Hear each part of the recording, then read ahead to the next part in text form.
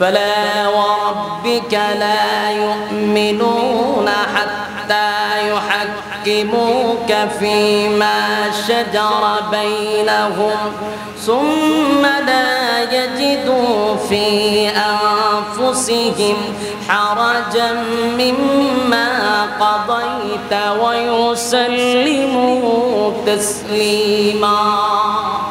এই সূরা নিসার 65 নম্বর আয়াত।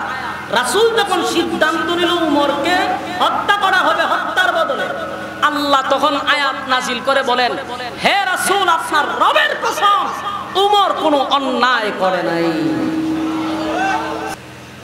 হযরত উমর কি সাধারণ কোন সাহাবী? উমর তো সাধারণ সাহাবী না। আর উমরকে আল্লাহর রাসূল নিজে আল্লাহর কাছ থেকে ছায়া আনছে। আসেনি সুবহানাল্লাহ? উমররে কে ছায়া আনছে? আল্লাহর রাসূল নিজে উমরকে আল্লাহর কাছ থেকে ছায়া আনছে যে আল্লাহ আমি উমরকে চাই। রাসূল চিন্তা করছে যে আল্লাহ আমি উমররে ছায়াই না দি বিপদে পড়লাম, কারণ উমররে বিচার করতে গেলে উমররে হত্যা করা লাগবে। রাসূল বড় টেনশন, চিন্তা পড়ে গেছে, বিচার তো করতে হবে। বিচার যদি করি তাহলে হত্যার বদলা হত্যা। এই জন্য রাসূল খুব চিন্তিত, এত পেরেশানিতে রাসূল পড়ছে যে আমি উমররে ছায়াই না, এখন এত বড় দরবার, এখন তো উমরকে আমার প্রকাশ্যে ফাঁসি দিতে হবে। فلا وربك لا يؤمنون حتى يحكموك فيما شجر بينهم ثم لا يجدوا في أنفسهم حرجا مما قضيت ويسلموا تسليما. मेरा दिल तलब रहा है, मेरे जल रहा है सीना,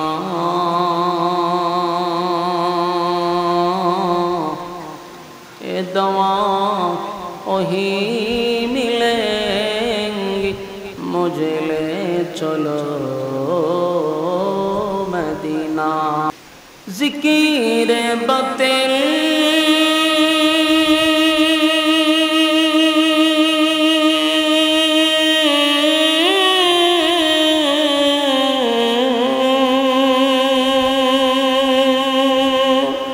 को हटा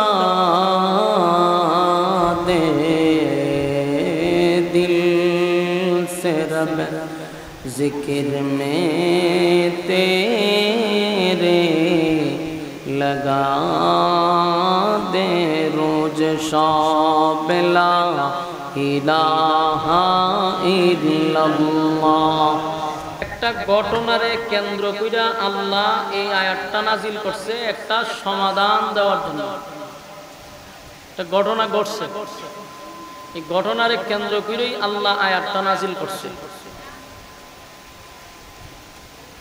এর সমাধানও আল্লাহ রাব্বুল আলামিন এই আয়াতের মধ্যে দিয়া দিয়েছেন। তো ঘটনাটা হইল, এক ইহুদি এবং এক নামদারি মুসলমান, দুইজন ব্যক্তির মধ্যে একটা ঝগড়া লাগছে। ঝগড়া মানে মারাত্মক ঝগড়া। তো ঝগড়াটা কি নিয়ে লাগলো? একটা সম্পদ নিয়ে।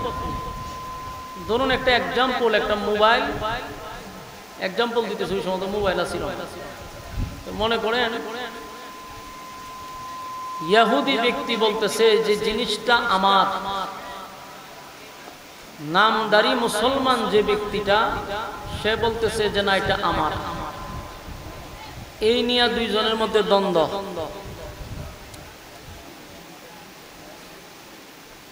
দুইজনের মধ্যে যখন দ্বন্দ্ব শুরু হয়ে গেল,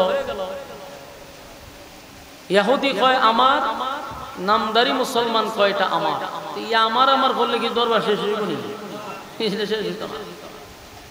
মাঝখানে এক ব্যক্তি বললো যে ভাই আপনারা দুইজন দেখলাম অনেকক্ষণ ধরে ঝগড়া করতেছেন, এটার সমাধান কি?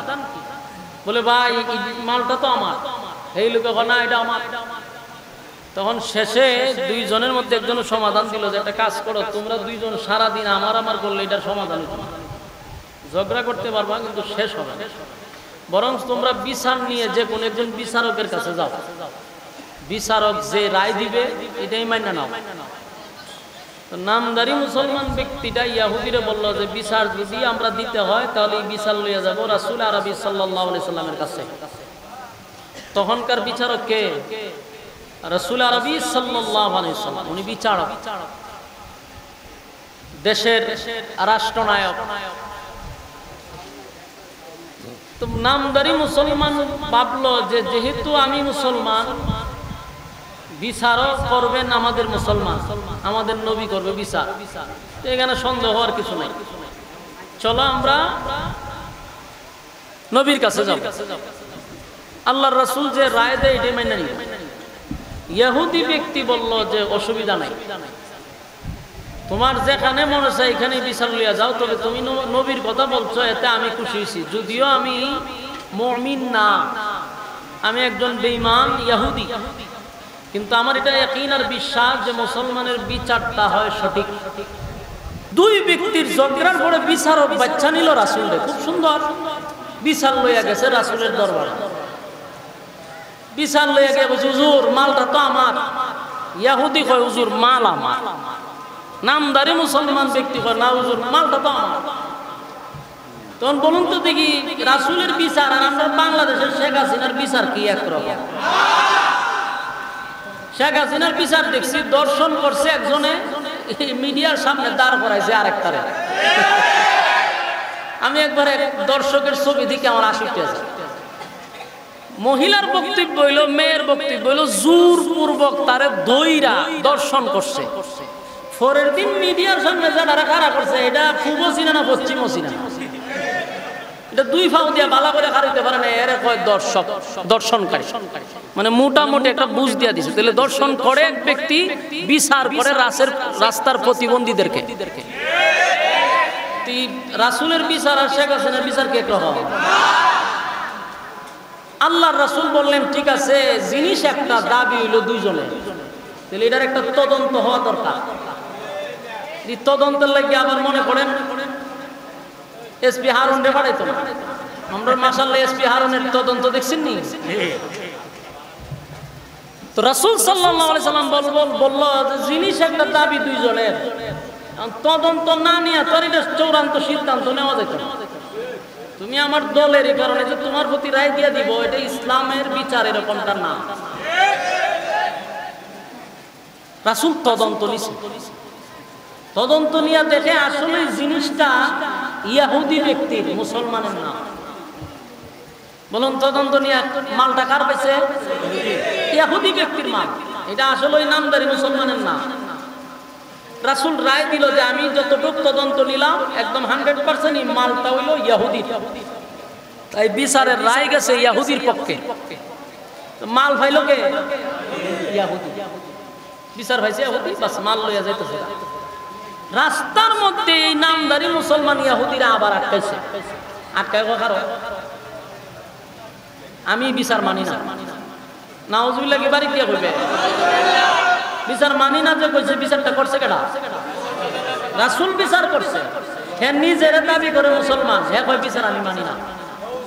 তা আমি শুরুর থেকে একটা কথা বলছিলাম যে নামদারি মুসলমান, একবারও কি ডাইরেক্ট মুসলমান কইছি? নামদারি মুসলমান, এই জন্য কইছি প্রতিটা কথা বোঝা দরকার। হে রাস্তাটাই কয় যে মাল এটা আমার, ইহুদি কয় বেটা তোর কথা অনুযায়ী বিচারকের কাছে গেলাম, তোর নবীর কাছে গেলাম, তোর নবী বিচার কইরা মালটা দিল আমারে, তুই রাস্তাতে এখন বিচার মানস না, এটা কোন ধরনের কথা? বলে হ বিচার আমি মানি। তখন ইহুদি ব্যক্তি কয় তখন আমি কি করতাম? আমি বিচার এটা আবার পুনরায় আরেক জায়গায় লইয়া যাবো, আমি পুনরায় বিচার আরেক জায়গায় হাইকোর্ট থেকে আরো বড় বড় আছে না, আমি একটা না হইলে আরেকটা যাবো, আপিল করবো। আচ্ছা ইহুদি ব্যক্তির জিজ্ঞাসা, আচ্ছা ক আগের বিচারক তো তুই নির্বাচন করছ, এখন যে তুই আরেকজনের কাছে বিচার লইয়া যাবে, তোর বিচারকের নামটা আমি একটু শুনতে পারি? আমি এখন যার কাছে বিচার লইয়া যাবো উনি হলেন হযরত উমর রাদিয়াল্লাহু তাআলা আনহু। ওই কে কইছে?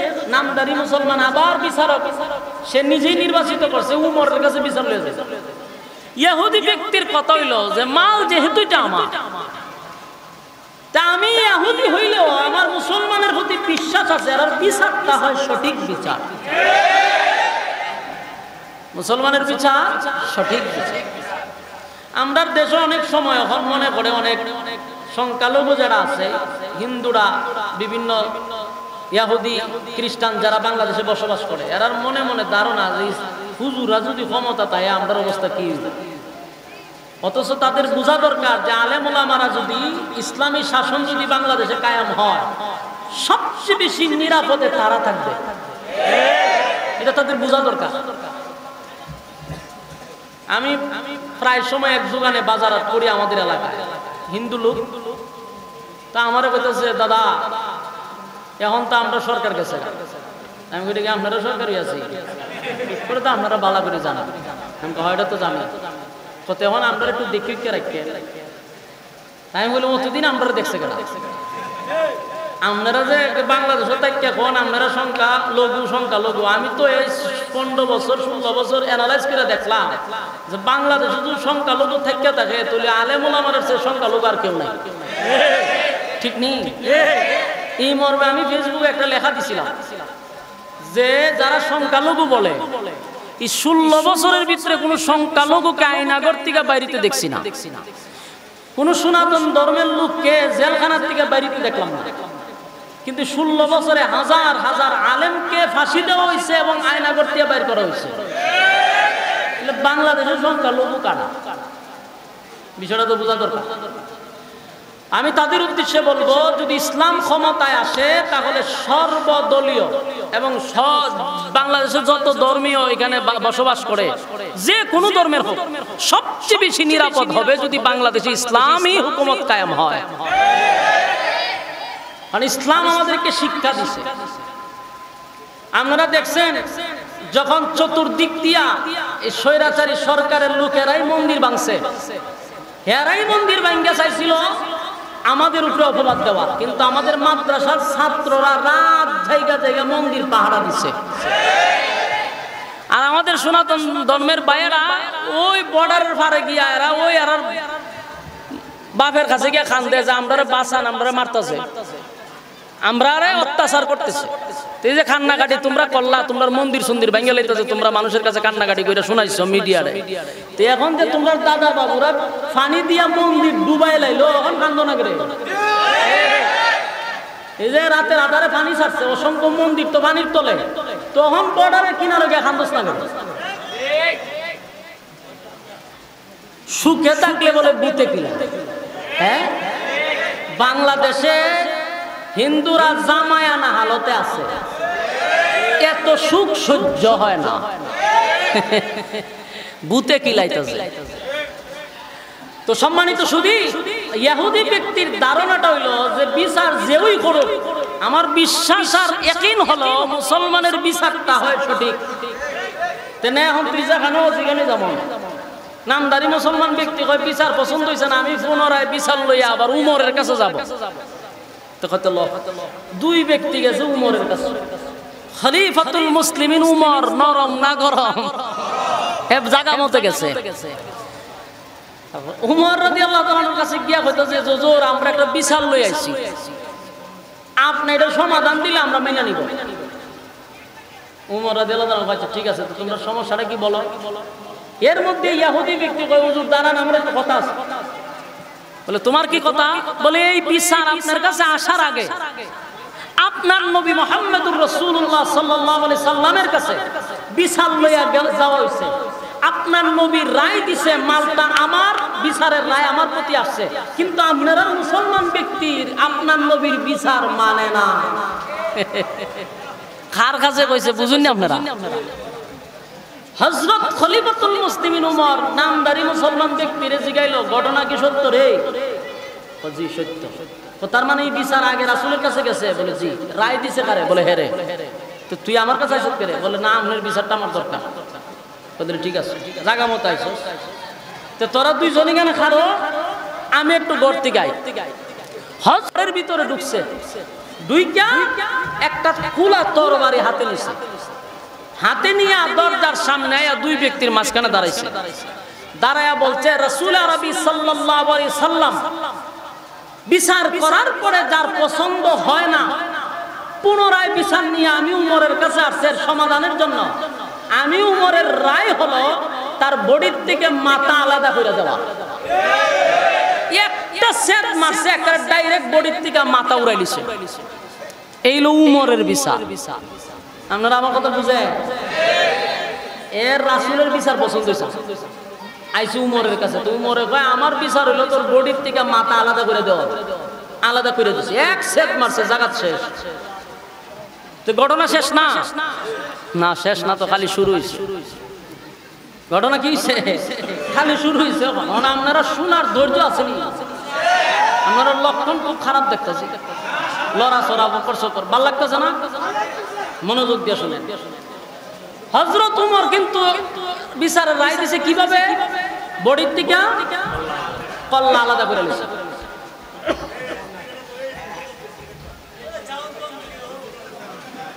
না, এর ব্যবসার 12টা বেজে আছে। ভাই সাহেব, সাউন্ড বাড়াও, তোমার ওই বক্সে বাড়াও, বক্সিটা বন্ধ করে। হ্যাঁ না, এটা কেন? না না, এটা সময় মতো আমার মুখ আগে কিছু বুঝেননি। সাউন্ড বক্সে দিয়ে রাখেন, ফ্যান্ডেলে প্রচুর সাউন্ড দেয়। কথা বুঝতেছেন? আচ্ছা, হযরত উমর এক সেদে কল্লা উড়াই দিছে। তো ঘটনা তো এখানে শেষ হবার কথা, কিন্তু ঘটনা এখানে শেষ হয় নাই। এখন ঘটনা কই গেছে দেখেন ভাই, ইকুডার কমান, ইকুডার কমান। এখন যারে হত্যা করছে হযরত উমর, এই লোকের আবার আত্মীয় স্বজন আছে। এই আত্মীয় স্বজন যখন খবর পাইলো যে উমরে আমাদের লোকরে মাথা বডির থেকে আলাদা করে দিছে, কেন আলাদা করছে? পুনরায় বিচার লইয়া যাওয়ার কারণে। হেরা কি করছে? যে লোকরে হত্যা করছে এই লোকের আত্মীয় স্বজন গেছে রাসূলের দরবারে, গিয়ে আবার উমরের বিপক্ষে মামলা করছে, উমরের বিরুদ্ধে মামলা করছে। কুনান্দার দরবার হয়ে যেতেছে, বুঝেননি? উমরের বিরুদ্ধে মামলা করছে। কি মামলা? রাসূলের কাছে তারা প্রস্তাব দিল যে হুজুর, ইসলামের কোথাও কি এইভাবে কোনো কথা আছে যে একজনের বিচার পছন্দ না হইলে অন্য জায়গায় বিচার নিয়ে যাইতে পারবে না? কোন এরকম তো কোথাও নাই। একজনের বিচার পছন্দ হয়েছে না, আরেকজনের কাছে যাবে, এটা কোনো অসুবিধা নেই। তাহলে আমাদের ভাই আপনার বিচার পছন্দ হয়েছে না, সে উমরের কাছে গেছে পুনরায় বিচার লইয়া। এই কারণে কি উমর আমার বাইরে হত্যা করতে পারে? আমরা আপনার কাছে মামলা করছি, বিচার করে। বিচারটা কিন্তু রাসূলের কাছে গেছে। এখন ইসলামিক বিচার হলো, ইসলামের বিচার হলো হত্যার বদলা। ও আপনারা অন্য কথা বুঝেন না, মনে আওয়াজ যায়নি? ইসলামের বিচার কি? হত্যার বদলা হত্যা। এই ওয়াজ যদি আগে করতাম স্বাধীনের আগে, আমাদেরকে হয়তো জঙ্গি, জঙ্গি কেন হয়তো হইতে বর্বর, বর্বর কেরে হয় যে হত্যার বদলা হত্যা, এটা তো বর্বরা, জাহিলিয়াতের যুগের আইন।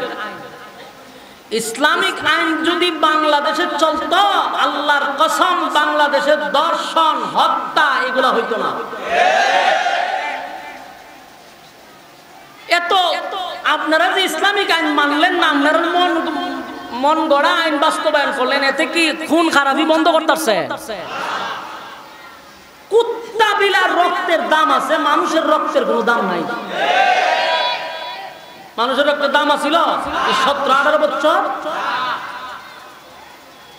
মানুষ মারা পান্তাবাদ ছিল। কেন? কারণ হত্যা আমি করছি একজনে, আমার তো বিচার নাই। কারণ আমি জেলে গেলে হয়তো আমি 1 বছর 2 বছর 5 বছর পর আবার বাইরে আইব। বড় ভাই আছে, ছোট ভাই আছে, টাকা আছে, টাকা দিয়ে বিচার কিনা যায়। এই জন্য মানুষ চিন্তা করছে এরা যেহেতু আমি সহ্য করতে পারি না, এরা হত্যা করো, 5 বছর গিয়ে জেল খাটো। এই কারণে হত্যার সংখ্যা বাংলাদেশে বাড়ছে। যদি এই আইন থাকতো যে হত্যার বদলা হত্যা, কেউ কি জীবনে কেউ হত্যা করবো? হত্যা করবার আগে চিন্তা করবো যে আমার তো মরতেই হবে। আমাদের বিচার তার কাছে পছন্দ লাগছে না, এটারে জাহিলিয়াতের বিচার কয়। নাউজুবিল্লাহ।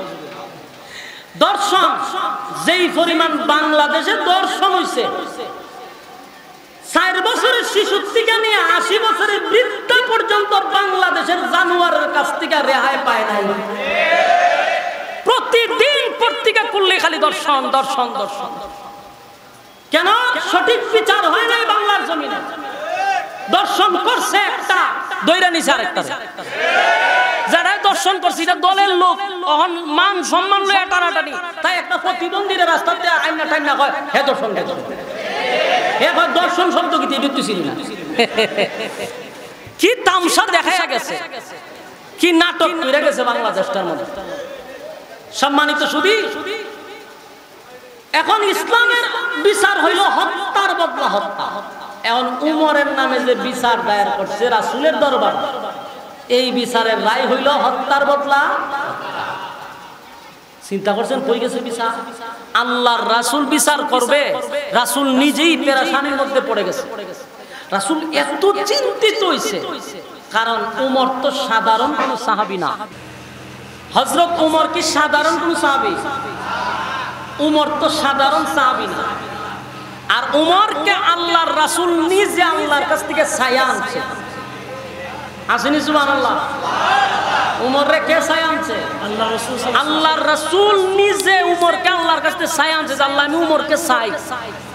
রাসূল চিন্তা করছে যে আল্লাহ আমি উমরে ছায়াই না দি বিপদে পড়লাম, কারণ উমরে বিচার করতে গেলে উমরে হত্যা করা লাগবে। রাসূল বড় টেনশন, চিন্তা করে গেছে, বিচার তো করতে হবে।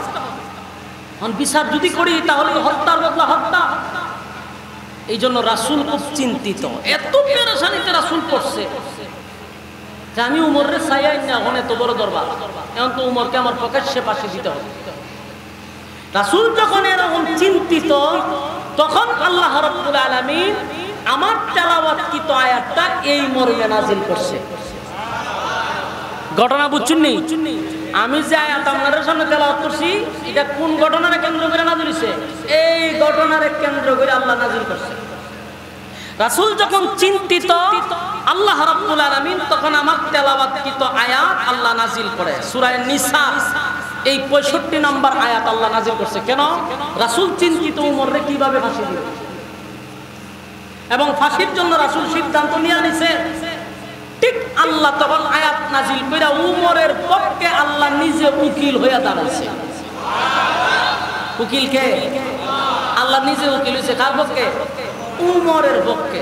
আল্লাহ কোরআনে বলেন, فلا وربك لا يؤمنون حتى يحكموك فيما شجر بينهم ثم لا يجدوا في أنفسهم حرجا مما قضيت ويسلموا تسليما। এই সূরা নিসার 65 নম্বর আয়াত। রাসূল যখন সিদ্ধান্ত নিল উমরকে হত্যা করা হবে হত্যার বদলে, আল্লাহ তখন আয়াত নাযিল করে বলেন, হে রাসূল আপনার রবের কসম উমর কোনো অন্যায় করে নাই। সুবহানাল্লাহ। আল্লাহ আয়াত নাযিল করে কয় উমর কোনো হত্যা করে না, এবং কি কইছে? আপনার রবের কসম উমর কোনো অন্যায় করে নাই, উমর কোনো অপরাধ করে নাই, উমর নিরপরাধ কোনো মানুষকে হত্যা করে নাই। উমর যেটা করছে এটা সঠিক করছে। যারা আপনার বিচার যারা মানে না, আপনার সিদ্ধান্ত যারা গ্রহণ করতে পারে না, আপনার সিদ্ধান্তটাকে চূড়ান্ত সিদ্ধান্ত হিসেবে যারা মানতে পারে না, এরা মুসলমান দাবি করে কিভাবে? এরা কি আসলে মুসলমান? কথা বলেন না, এরা আসলে মুসলমান? সমাজে অনেক মানুষ আছে এখনো তারার মুখে দাঁড়িয়ে আছে, টুপি আছে, নিজেরে মুসলমান দাবি করে, কিন্তু আল্লাহর কোরআনের আইন তার পছন্দ লাগে না, নবীর সুন্নাহ অনুযায়ী জীবন যাপন করতে তার ভালো লাগে না। বুঝতে হবে তারা আসলেই মুসলমান না, তারা নামদারি মুসলমান। আল্লাহ এই আয়াতে স্পষ্ট বলছেন যে আপনার রবের কসম, যারা আপনার সিদ্ধান্তকে, যারা আপনার বিচারকে পছন্দ করে না, যারা আমি আল্লাহর আইন মেনে নিতে পারে না, যারা আপনার সিদ্ধান্তটাকে চূড়ান্ত করতে পারে না, এরা কোনোদিন মুমিন হতে পারে না। উমর যারা হত্যা করছে আসলে কোনো মুমিন ছিল না। বলুন, উমর যারা হত্যা করছে কে আসলে মুসলমান আছে? কথা কই না দি? আল্লাহ রাব্বুল আলামিন বলেন, আপনার রবের কসম করে বলি, ওমর কোনো অপরাধ করে নাই, ওমর কোনো দোষ করে নাই, ওমর কোনো মুমিনকে হত্যা করে নাই। যেই লোকটাকে খলিফাতুল মুসলিমিন হযরত ওমর হত্যা করলো, এই লোকটা কি আসলে কোনো মুমিন ছিল? আমি কিন্তু শুরু থেকেই বলতেছিলাম এই লোকটা ছিল নামদারি মুসলমান, নামদারি মুসলমান। আল্লাহর নবী যেখানে বিচার করে রায় দিল, তার এটা পছন্দ হয় নাই, জন্য বিচারের জন্য গেছে ওমরের কাছে। আর হযরত ওমর বুঝতে পারছে কোনোদিন মুসলমান হতে পারে না। হে মুসলমান হয় কেন? আমার রাসূল বিচার করছে, এর পছন্দ হইছে না। ওমর বুঝতে পারছে এ আসলে কোনো মুসলমান না, তাই ওমর তারে হত্যা করছে। যদি লোকটা প্রকৃতপক্ষে মুসলমান হইতো আর উমর যদি হত্যা করতো তাহলে অপরাধ, একজন মুমিনকে হত্যা করছে। কিন্তু উমর কোনো মুমিন বান্দাকে হত্যা করে নাই। আল্লাহ ডাইরেক্ট সিদ্ধান্ত দিছে উমরের পক্ষে, আল্লাহ নিজে উকিল হইয়া আল্লাহ বলেন যে আমি তোমার রবের কসম করে বলি, উমর কোনো অপরাধ করে নাই, উমর কোনো মুমিনকে হত্যা করে নাই, একটা মুনাফিককে হত্যা করছে। আর এই মুনাফিক যদি থাকতো তাহলে সমাজে ভাইরাস আরো সৃষ্টি হইত। মুনাফিক খুব খারাপ। ওমর যারা হত্যা করছে সে কি আসলে মুমিন ছিল না মুনাফিক ছিল? এই মুনাফিক কি এখন আসেনি? অনেক মুনাফিক আছে। যারা সাবধান, মুনাফিকের ব্যাপারে আল্লাহ আরেক আয়াতে বলেন, আল্লাহ বলেন যে মুনাফিকের জন্য আপনি নবী যদি কমপক্ষে 70 বার দোয়া করেন, কাম হইতো না। কথা কি বুঝতেছে? একবার না, রাসূলকে বলছে আপনি যদি মুনাফিকের লাগি অন্তত 70 বার দোয়া করেন, এটা জেনে রাখবেন যে আমি আপনার দোয়া কবুল করব না। আল্লাহ অন্য আয়াতে বলেন, ইস্তাগফির লাহুম আও লা তাস্তাগফির লাহুম ইন তাস্তাগফির লাহুম 70 মাররাতান ফালান ইয়াগফিরাল্লাহু লাহুম যালিকা বিআন্নাহুম কাফারু বিল্লাহি ওয়া রাসূলিহি ওয়াল্লাহু লা ইয়াহদিল কওমাল ফাসিকিন। মুনাফিকের জন্য আপনি নবী যদি একবার না 70 বার দোয়া করেন, আমি আপনার দোয়া কবুল করব না। কথা বুঝতেছেন? তাহলে মুনাফিক মারাত্মক ধরনের ভয়ঙ্কর। এটা সবচেয়ে বেশি মুসলমানের ক্ষতি করছে। ইসলামের সবচেয়ে বেশি 12টা বাজাইছে মুনাফিক। এই শীষ বন্ধ করেন। এজন্য আল্লাহ বলেন, ইস্তাগফির লাহুম আও লা তাস্তাগফির লাহুম ইন তাস্তাগফির লাহুম 70 মাররাতান ফালান ইয়াগফিরাল্লাহু লাহুম যালিকা বিআন্নাহুম কাফারু বিল্লাহি ওয়া রাসূলিহি ওয়াল্লাহু লা ইয়াহদিল কওমাল ফাসিকিন। যুবক ভাইরা আমার, মুনাফিক এত ভয়ঙ্কর, এত ভয়ঙ্কর, এত ভয়ঙ্কর, কিয়ামতের ময়দানে সবচেয়ে বেশি নিকৃষ্ট জায়গায় আল্লাহ মুনাফিকরে রাখবে। আল্লাহর নবী নিজেই বলছেন, কাফেররা ইহুদিরা আমার এত ক্ষতি করে না, মুনাফিকরা যেই ক্ষতি করছে। মুনাফিক চিনা বড় কঠিন। মুনাফিক আপনি চিনবেন কেমন? আপনার থেকে লম্বা আরো বেশি দাড়ি, আপনার থেকে টুপি আরো বেশি উঁচা, আপনার থেকে পাঞ্জাবি আরো বেশি লম্বা। এর আপনি মুনাফিক বুঝবেন কেমন? ইসলামের 12টা তারা বাজাচ্ছে। সম্মানিত শুধু রাসূল আরবি সাল্লাল্লাহু আলাইহি সাল্লামের কাছে একবার একটা লিস্টে আসছে। কিসের লিস্টে? মুনাফিকের লিস্ট। তো রাসূল মুনাফিকের লিস্টটা পড়ে দেখে সর্বপ্রথম যার নাম লেখা, মাশাআল্লাহ এই লোক রাসূলের পিছনে নামাজ পড়ে। আমার কথা বুঝতেছেন? আওয়াজ যাইতেছে? বলুন তো দেখি, 1 নাম্বার মুনাফিক কার পিছনে নামাজ পড়ে? একবারে বরাবর রাসূলের পিছনে, বরাবর। রাসূল কয়, সর্বনাশ, আমার থেকে লম্বা হেয়ার দাড়ি, পাঞ্জাবিও আমার থেকে কম না, ফাগরিও আছে, পকেটে মিসওয়াকও আছে, কিন্তু এদি শয়তানের খারাজিল কি? কারণ লিস্টির প্রথম নাম্বারে তার নাম। এই ব্যাপারে রাসূল কোনো টু শব্দ করে নাই, কিন্তু এই লোকটা গোপনে গোপনে রাসূলের অনেক ক্ষতি করছে, রাসূলকে মারার জন্য চেষ্টা করছে, ইসলামের ক্ষতি করছে, ইসলামকে 12টা বাজানোর জন্য যা যা করার লোকটা করতেছে। আল্লাহ রাসূলের কাছে লিস্টিও চলে আসে, তো রাসূল কারোর কাছে বলে না। কিন্তু যেই লোকটা রাসূলের পিছনে নামাজ পড়ে তার একটা ছেলে আছে, তার নাম হলো আব্দুল্লাহ। এই লোকটা আবার রাসূলের কলিজার টুকরা সাহাবী, মানে মুনাফিকের ছেলে। তো একদিন রাসূলের কাছে আসছে, আয়েশা রাসূলের কাছে বসে বসে কাঁদতেছে, ওই মুনাফিকের ছেলে। আল্লাহ রাসূল জায়গায় কান্দলো, কা বলো হুজুর আমার আব্বাটা মারা গেছে। তো রাসূল তো জানে এর বাপ যে কিতা আছে, কথা কোন জানেনি? কে জানাইছে? আল্লাহ লিস্টি পাঠাইছে। তো হে বলতেছে যে আমার বাবা মারা গেছে। রাসূল কইতো তোমার বাপ মারা গেছে, আমার দ্বারা বইয়া কান্দো কেন? কই হুজুর কান্দি কি এমনি? আমার বাপ যে শয়তানের খারাজিল কি আছে এটা আপনি ভালো করে জানেন, আমিও জানি। ইসলামের ক্ষতি কতটুকু করছে সেটাও জানি, কিন্তু বাপ তো মারা গেছে, কষ্ট লাগে। রাসূল বলে আমি কি করব?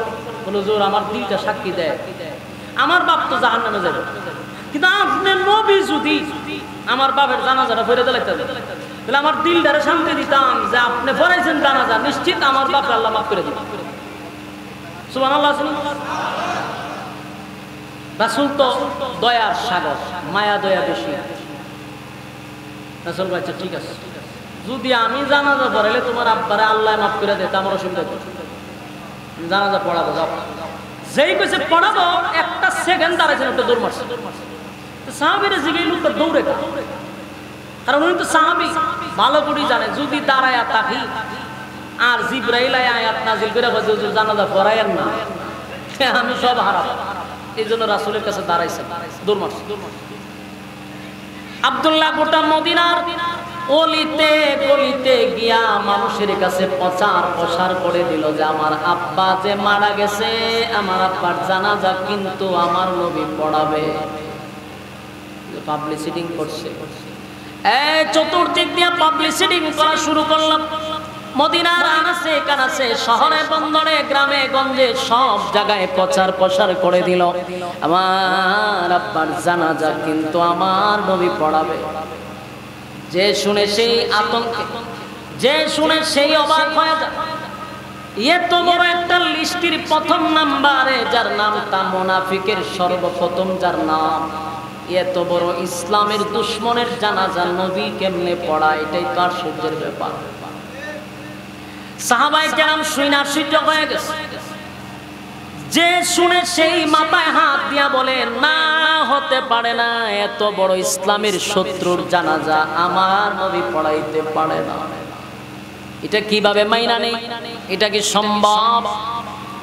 গ্রামে গঞ্জে শহরে বন্দরে সব জায়গায় যখন ছড়ায়া ছিটায়া পড়ল যে আমার বাবার জানাজা নবী পড়াবে, কিন্তু মদিনার মানুষ জানতো যেই লোকটা মারা গেছে সেই ইসলামের ক্ষতি করত, নবীর বিরুদ্ধে সমালোচনা করত, ইসলামের বিরুদ্ধে সে ষড়যন্ত্র করত।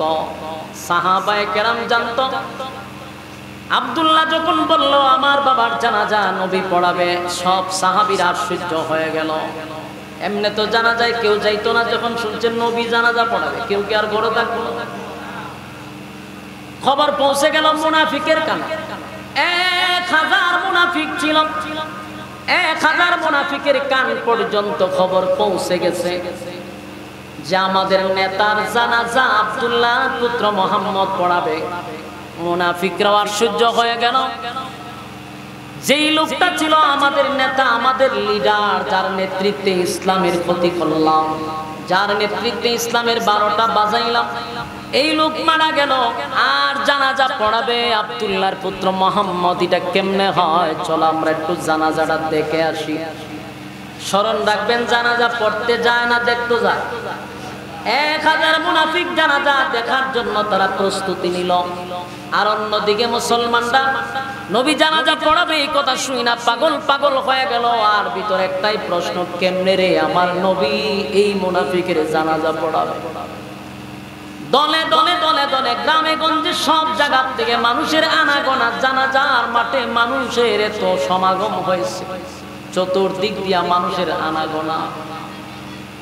অন্যদিকে এই আওয়াজটা চলে গেছে খলিফাতুল মুসলিমিন হযরত ওমরের কানে। খলিফাতুল মুসলিমিন ওমর বুঝতে পারছেন নবী জানাজা পড়বে, এই কথা শুনছে। শোনার পরে ওমর মেজাজ গরম হয়ে গেছে। খলিফাতুল মুসলিমিন উমর চিৎকার দিয়া বলেন, না এটা তো হওয়া সম্ভব না, এত বড় ইসলামের শত্রুর জানাজা নবী কেমনে পড়াবে। তাই হযরত ওমর একটা সেকেন্ড দেরি করলেন না, দৌড়াইয়া জানাজার মাঠে চলে গেলেন। গিয়া দেখে সব সাহাবায়ে কেরামরা দাঁড়ায় আছে, আল্লাহর হাবিব সেখানে উপস্থিত। খলিফাতুল মুসলিমিন হযরত ওমর মনে মনে সিদ্ধান্ত নিছিল রাসূলকে গিয়া জানাজা বন্ধ করে দিব, রাসূলকে নিষেধ করব জানাজা যেন না পড়ায়। কিন্তু যখন জানাজার মাঠে চলে গেল হযরত ওমর ভিতরে ভিতরে চিন্তায় পড়ে গেল, আমি ওমর রাসূলকে তো অর্ডার করতে পারি না, রাসূলকে তো আমি অর্ডার দিতে পারি যে আপনি জানাজা পড়ায়েন না, এটা তো আদেশ হয়ে যায়, আমি তো আদেশ করতে পারি। কিন্তু খলিফাতুল মুসলিমিন হযরত ওমর কোনোভাবেই মাইনা নিতে পারলো না, এত বড় টাটকা মুনাফিকের জানাজা নবী পড়াবে, এটা আমরা কোনোভাবেই মেনে নিতে পারি না। হযরত ওমর নবীর কাছে গিয়া দাঁড়াইছে, সাহস নাই বলবে যে জানাজা পড়ায়েন না। কিন্তু হযরত ওমর চিন্তায় পড়ে গেছে, নবীর আটকায় কিভাবে। ডাইরেক্ট বলতে পারি না, কিন্তু ইনডাইরেক্ট তো বলা যায়। তাই হযরত ওমর নবীর কানে কানে কানে জুড়ে জুড়ে আওয়াজ দিয়া বলতে লাগলো, ইস্তাগফির লাহুম আও লা তাস্তাগফির লাহুম ইন তাস্তাগফির লাহুম 70 মাররাতান فلن يغفر الله لهم ذلك بأنهم كفروا بالله ورسوله والله لا يهدي القوم الفاسقين। এই আয়াত আল্লাহর নবীর চতুর্দিকে ঘুরে আর বলে, নবী গো, এই আয়াতের মধ্যে আল্লাহ রাব্বুল আলামিন কি বলছেন, কি বুঝাইতে চাচ্ছেন আপনার জানার কোনো বাকি